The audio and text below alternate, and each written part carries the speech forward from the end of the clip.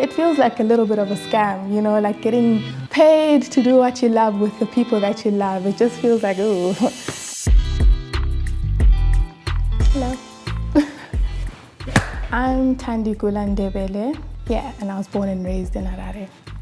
Did my high school in Harare, then I moved to Cape Town to study film. At the time, I would practice my cinematography with just myself and setting up scenes, learning how to compose scenes and things, and I'd always use myself as the subject. Put a self-timer on and shoot that, and I realized, okay, cool, might not be able to make a film right now, but I can take a photo and tell a story. Yeah, so it's kind of like a play, but it's like ritual. It's play, but it's ritual. Yeah.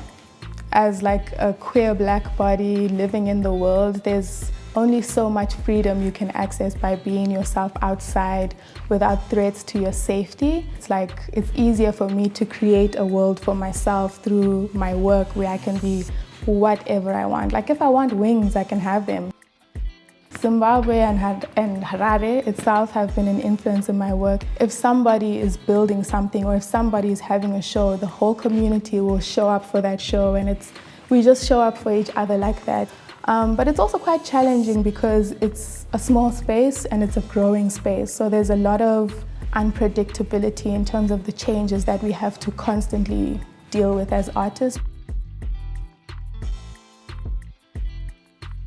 Eventually, I realized that, okay, there's a pattern in my work, and I asked one of my grandmothers if there's any significance with red within our culture, and she explained that, yeah, certain people wear this color, especially in traditional ceremony. People who are mediums, certain kind of mediums, wear red and things like that.